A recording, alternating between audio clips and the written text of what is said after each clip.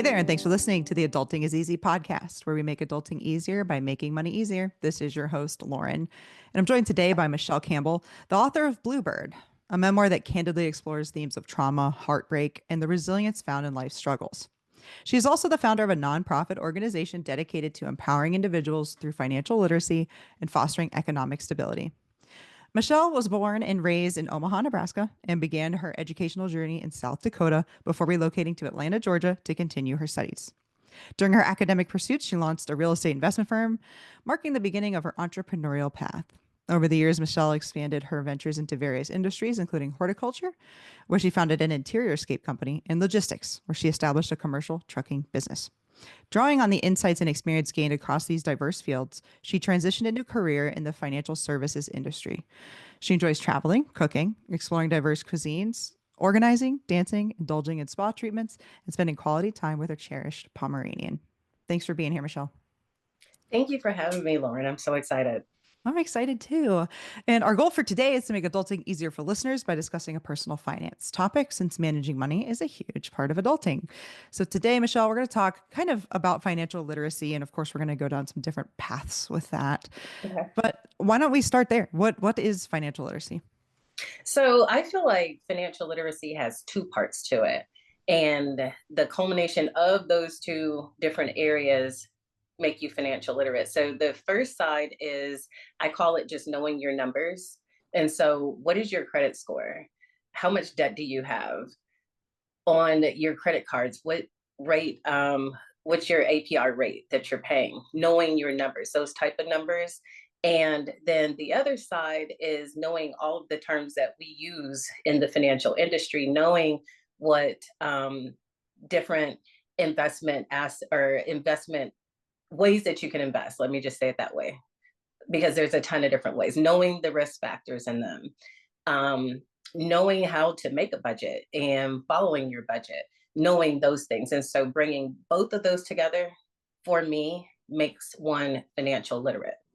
Yeah, when I used to sell business finance training, and we would say there's the numbers and the story behind the numbers. And Right. you need to know where those overlap, because numbers by themselves, of course, don't really mean anything. Correct. How did you become so passionate about financial literacy? I feel like I probably have always been passionate about it, though it wasn't obvious in all of like my past and debt. But I've always been obsessed with numbers ever since I was a little kid. I was at 10 years old writing like my version of business plans and crunching numbers and how I was going to start a business, how I was going to pay for things, what the overhead was. And then at 18, decided to take that leap and maybe I should start a business. That came together by the time I was 21.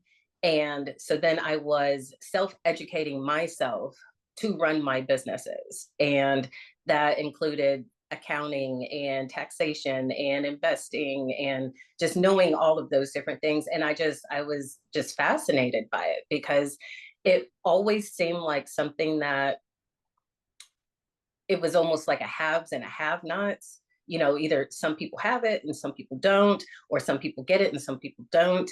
And strangely enough, before I even went to college, I struggled in math and I was so intimidated by it. Where now, like, it empowers me and I love it. And so I just think that with it being a part of my background, that first got me interested. And then once I went from self studying to actually earning credentials and getting different certifications, like I just became obsessed. Like I'm just like, how come everybody doesn't know this? And I'm the kind of person that I just don't gatekeep. And so I am so excited to just share anything that I stumble upon, that I learn. The world in finance is forever changing. With depends on depends on our the economic side of everything, which then goes into government. And I keep up with those changes, and I like to let people know. It's almost like I feel like it's my duty to tell everybody the things that they may not know or that they seem so intimidated about. I went through that too. That's actually one of the reasons I started the podcast is I was learning not through entrepreneurship like you, but just my own personal finances, having my own budget, having my own house, doing some of my own investing. And I was just like talking the ear off of like my family members and my coworkers and stuff like that. And finally I was like, all right, let me create a personal finance podcast so that maybe I'm talking to the right audience instead of just Right, right. whoever will listen to me. But that might just be me. So, what are some of the consequences for people if they aren't financially literate, if they don't understand the numbers and the story behind the numbers, like we were talking about? I feel like the biggest consequence is you feel like you're alone, because it's almost like the one thing that actually connects us is the one thing that we won't talk about. It's like a faux pas, and it's not Mm. socially acceptable to talk about money. And, if you think about it, how many times have you sat down with friends and said, "Well, what's your credit score?" I mean, Yeah. because we don't talk about those things. And so it makes you feel alone. There's a lot of fear that's involved because maybe you don't want to know. And sometimes once you find out, it's actually not that bad. And even if it is bad, there's a way out of it. And so, but I mean, the biggest thing I feel like is just that um, opening up the conversations and getting rid of that fear, getting rid of the judgment that you foresee coming, and taking that leap. I mean, it's to me, it's the key to set everybody free. Yeah, I agree. And what's interesting is you can be alone and you can feel alone on both sides of it. Once you, when you don't have financial literacy, I would say most people don't have it. And actually, and I think a lot of people do feel bad about that for some reason, but I Mhm. don't know why they would know. Like there's like it's not something that you should just naturally know. I mean, and I've said this before on here. My nieces and nephew are super young and they're learning things like how to use a toilet, right? It's like somebody taught us that, Right. right? Who knew how to use a toilet? Somebody taught us how to use a toilet. But here's the thing, like with personal finance, there it's not like we went through this tutorial of how to understand these things and how to become financially literate. So I think people need to stop blaming themselves for not just naturally knowing this stuff because in some ways it's intuitive, but really you kind of have to dive in to understand some of the big high level ideas. Right. It's totally okay. And we are all products of our environment and from our experiences in who we surround ourselves with. And as a child, your nieces and nephews don't have a choice who they surround themselves with. And so if you aren't surrounded by people that are talking about it or that are doing it or experiencing it, then you wouldn't have that information. I'm happy that now for children and even like in high school that they are coming out with programs to try to teach things, because um, I know some younger generation individuals that don't even know how to fill out a check or Yeah. something as easy as fill out an envelope to write a letter to someone, because Yeah. we don't write letters, we write emails. I but know. It's but wild yeah, to think about that because you're like that. I grew up at least writing letters and doing stuff like that. But right. yeah, I don't know. My sister's 22 and I don't know. I wonder when the last time was she wrote a letter. Yeah, but I mean that feeling alone and that fear, those are to me the most powerful emotions that come from people not being able to, or not even wanting to touch the subject. In my area of expertise, people are so intimidated and so scared. And fortunately, because of a learning disability that I have, I learn differently. And so I'm able to break down those complexities better to help them understand. And I love it when somebody's like, oh, that didn't even sound like that's that complicated. I'm like, because it's not. No.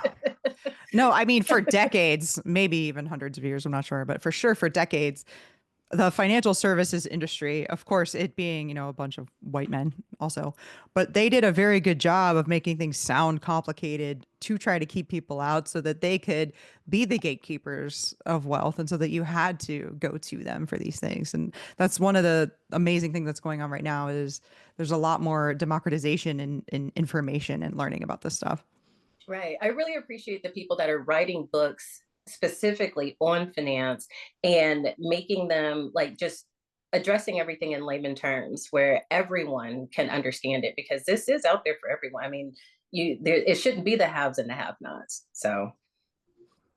So did I hear you mention that you got into debt at some point? Oh yes, in my book, yes, in my book, I talk about how I hid over. Okay, so this is over 21 years that I accumulated, and of course, I'm adding compound interest and everything just because I'm that technical. So it's actually maybe a little bit overstated. It's definitely not what I ended up paying, but I did over 21 years accumulate over $500,000 in debt. And that was between school loans, that was between losing cars through repossession, that was Mm. between losing apartments through eviction, that was through unpaid credit card bills. So, yeah. So not even a house in that, not even a Not mortgage. even I had, can you believe Yeah. it? I was like 500. Okay, 300 for Yeah, the no, house, probably. no, there was a big chunk of when I had my trucking company and we were sued by one of our I guess B2B partnerships, by nothing wrong that we did. We were sued, and so I needed to sue someone else, and we didn't have the money, and that kind of wiped us out. And so I'm counting that debt too, Sure. and um, that was, close to like $20,000, and there was like a court case in there that was like around $20,000. But yeah, over 21 years after I wrote down just everything that ended up being debt, most of those things ended up getting, it passed that 7-year statute of limitations, and so it was no longer on my credit report, or they just threw it out as a bad debt. Different things happen, but yeah, just to be honest and real with myself, I wanted to know what that number was, how much debt in my life to that point had I accumulated. Do you share that story with your clients? I share it with everybody because I'm no longer ashamed of it. It was something that I hid from the world. I was so ashamed. I felt like I was alone. I felt like I was the only one going through it, that nobody else was experiencing that kind of financial trauma as I was. And it just kept compounding. And it wasn't necessarily because of recklessness. I can say that yes. I mean, just not knowing some things got me in trouble. And everybody at some point has lived beyond their means in some way, shape, or fashion. But um, I felt alone and I was ashamed and I didn't want anybody to know. And so putting it in a book for the world to read was like, so it felt like years and years of like just trauma and stress and depression and everything like just fell off of me because it was something that I hid. I mean, my own mother, who I tell everything, she's my best friend, she didn't even know. So I literally hid it from everyone. So I know exactly what it feels like to feel like you are underwater, that there's no way out, that you feel alone. You're afraid to find out what's really going on, because then that's going to make it more real. It's easier just to act like it doesn't exist and just keep doing what you're doing, living the paycheck to paycheck, overdrafting your account, however you get by, and hoping that, I don't know, you hit the lottery one day. How did you get out of the debt? So by the time I wrote it all down, like I said, I the number was no longer that large. But I did have years and years of like unopened mail just because I had gone through a period of needing to survive. And so I couldn't pay for something that was not helping keep me alive. If it wasn't shelter or food or transportation or utilities, it it was out of sight, out of mind. I couldn't even go there. And so I had opened up all that mail. I made a spreadsheet because I love numbers, and it was actually fun. As embarrassing as it was, it was actually a lot of fun to go through and see, oh, this company charged it off and sent it to this company, and oh, now they're offering me a deal. And so it went from $500 to $375 if I could have paid back in 2002. And so I like made that spreadsheet and I started calling, ordered my credit report. That's what I mean about knowing your numbers. Ordered my credit report, fixed the inaccuracies, saw what was on there. And then I had my own list of stuff that wasn't on the report anymore, either because of that 7 year statute of limitation had expired, or they just didn't catch up with me, or who knows why it wasn't on there. But trying to be an ethical person, I called each and every company or organization, and I got laughed at.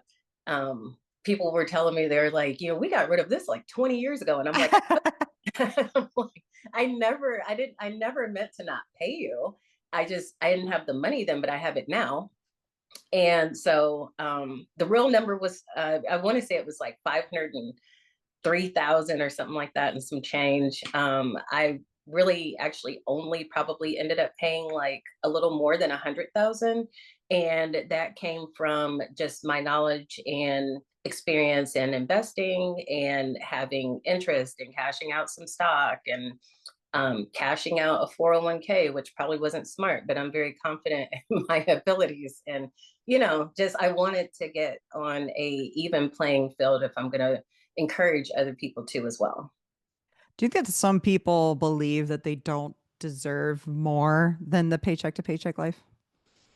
Um, I wonder that too sometimes, because some people really are just happy with where they are. You go to work and you have enough to pay your bills, and yeah, you're still struggling a little bit. It's a little bit paycheck to paycheck, but I don't think that they don't think that they deserve it. I think that they don't think it's attainable, and so they're looking at the situation as, oh well, that just wasn't in my plans in my future, and so I'll just keep living like this. And it's about, just taking that leap, knowing your numbers and knowing that it's all possible. And I mean, majority of us started from nothing, and so you can too. I know that I'm not anybody special. So it was, but I always knew that there was something destined greater for me. And so where I was, made so much sense to have to go through to help the very people that I want to be able to help, because then I can relate to them. How do people get over? I mean, you said that you felt a lot of shame about the debt that you had, and writing the book helped you. Mhm. But how do people get over these feelings and these limiting beliefs that they have about money and themselves and things like that? So it's almost like you just have to take yourself out of the equation of what everybody else is doing.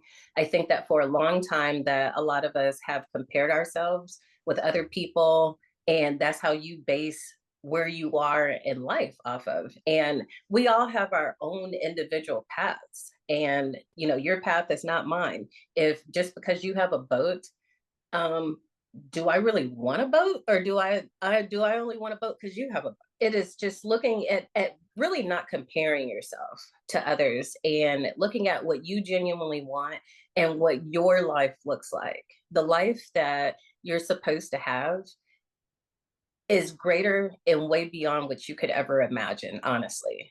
Um, if you just focus on kind of stay in your lane and focus on what you're supposed to have, and not compare yourself with what other people have, and just try not to beat yourself up about that. I know people, and I have associates and clients that have way more than me, and I know some that have way less, but I'm comfortable with my life and the way that it is. And so, I'm happy for the ones that have more. But then my question to them is, are you happy? And is that what you wanted? Or are you trying to keep up with something else? As someone who has a boat, let me tell you, Well, that's why I you, said you may that. not want you may not want the boat. Uh, No, I no, hear but the yeah, it's my husband's boat. Let's be real. So, and I know that's a metaphor for everything, but also you don't know what people have.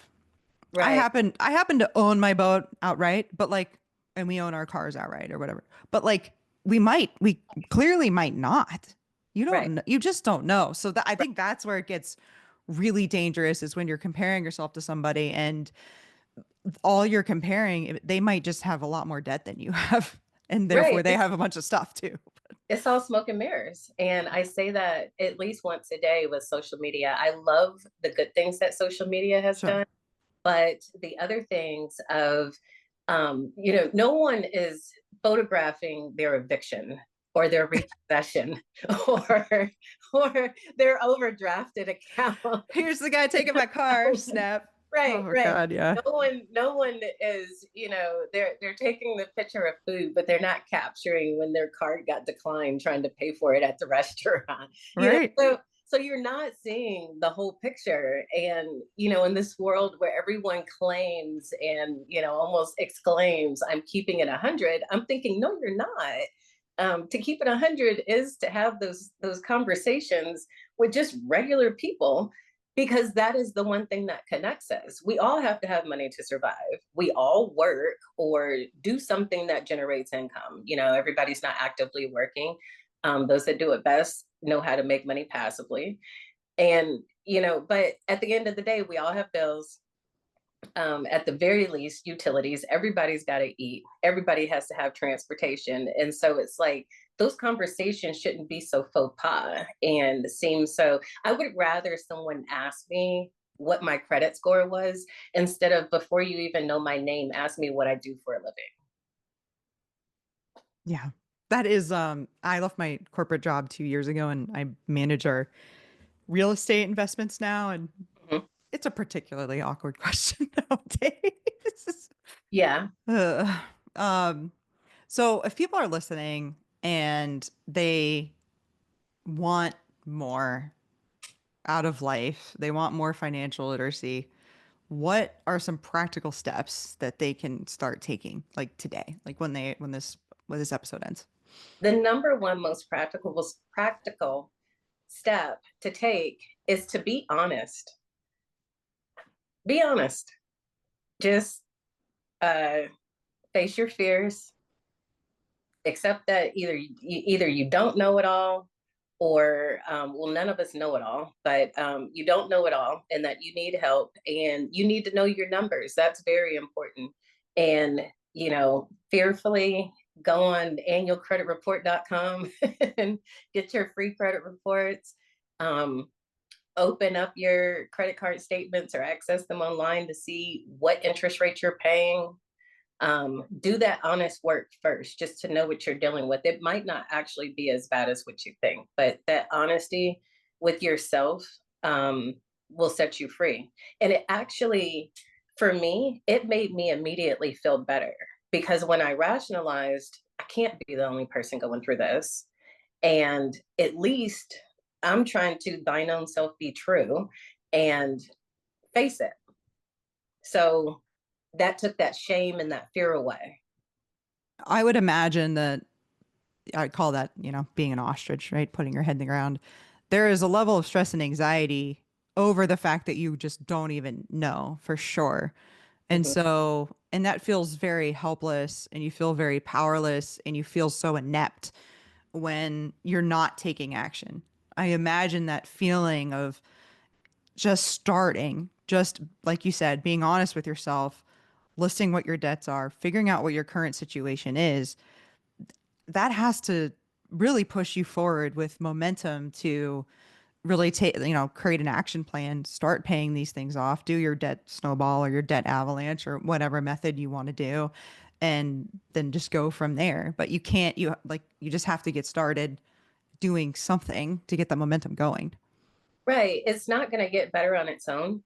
And it's not just going to go away. If anything, it's going to get worse. And I know that firsthand. I probably wouldn't have experienced the evictions and repossessions that I did if I wasn't just trying to ignore them and act like they weren't there. Like, I knew they were there, but I was too afraid to make a call to see if I could, do a consolidation or a recalculation, or, to do anything. If I can get on an installment plan, or, I was just too afraid to even face it. So I acted like it wasn't there, but it was always like just looming over me, which caused a lot of depression, because you don't want anybody else to know. Like, you're running away from it. And so it's like you have to keep it all in. And so it's there and you're trying to act like it's not. It's like the worst place. I don't recommend it. Do you come across people that are not being honest within their romantic relationships about money?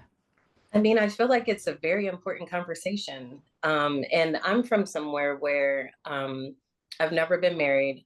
So I can't relate to couples actually discussing, but I have been in long-term relationships where fortunately we did not fight about money, but it's not because we talked about money. But I think that you need to know where the other person is and what their habits are.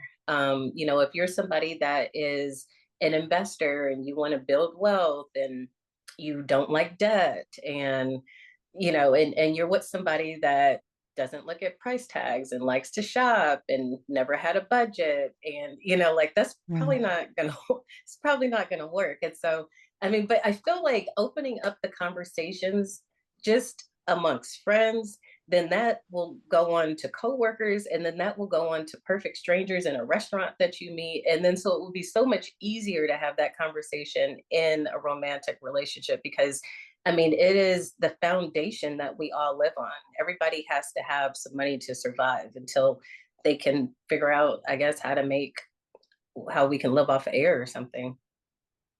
What do you think about people who kind of look at having money and building wealth as like this amoral thing? Like, you mean like having too much is like almost like how what is that saying? Like the money is the devil or well, Yeah. but what is this saying? Well, the You root don't of all like evil. yeah, the root of all evil. Yeah, that idea, or just like, yeah, money is the root of all evil. That people that have money are jerks. Just So yeah, like with that, like if you're worshiping money, no, I don't agree with that. Like you should not worship money, but we all need money, and there's nothing wrong with accruing it and wanting more. But again, that comes with that foundation that you have to build with knowing your numbers and then knowing everything on in the financial industry side, putting those together, that is your foundation to then build up. Because more with the wrong foundation is not going to help you. You're still going to be in debt. And so I don't agree with the people that think that it's amoral. That's fine if you want to live paycheck to paycheck. but and um, you get to feel morally superior. yeah, I'm but I paycheck mean, to paycheck. My net worth is zero. yeah, Look I'm, at I mean, me. I'm not saying that like you need to make more to get there either. I'm sure you've read The Millionaire Next Door, the Hmm. book, Yeah. and you can be a millionaire and be on hourly wage, technically, because Yeah. it's about your assets. And that's what it's more about. And that's what comes in with the financial literacy end of it. So, yeah, those that worship money, I mean, if that works for them, that's great. And then it goes with, yeah, it's amoral, but I don't think that it's amoral just to want a better life and to not have to struggle. I read a Dave Ramsey book, the first Dave Ramsey book I've ever read recently. Which one? Which one? Total Money Makeover. Oh, I have that book too. Yeah, I just read it. I found it at like a yard sale or thrift store or something. I was like, all right, I'll bite. And I liked it more than I thought I would. Mhm, But he says in there that money just makes you more of what you already are. If you mhm. were a jerk before you had money, you're gonna be a jerk with money. If you were generous before you had money, you're gonna be generous with money. So I try to remind people of that when I've had this conversation with even some people I'm really close to, where they're like, I don't believe in having more than I need, and I don't believe in this, I don't believe in that. I'm like, well, then give it away. I mean, give it to good causes, give it to give it to good people. You can help people with money too, which I think sometimes Right. people forget about, especially because I guess if you see like a billionaire buying $150 million house, you're like, wow, he could have done so much with that money. So I get that part of it. But I mean, you can do good things with money if you want. You gotta have Yeah. it first. Right. I mean, I there's nothing wrong with having more than you need. But then my question would be like, how do you know how much you need? Right. Like, what if you become terminally ill and you don't have the right insurance? Right. What if your house burns down? What if you have to relocate uh, because of a emergency? What if there's something that's coming up that a 6 month emergency fund is not going to cover? Right. It would be worth Right. it would be worth it to have more. And maybe, that doesn't mean millions for everybody. And yes, you should give back. There's so much money in this country that nobody should be struggling, honestly. Um, I mean, laziness, that's a whole nother conversation where if you just don't want to work and you want everybody else to pay your bills for you. But I'm talking about like, just having people on the streets. I mean, you don't choose to be on the street. And if we all had the conversations and then we all gave back and everybody knows something that is going to help somebody else, even if it's one person, and that goes a long way.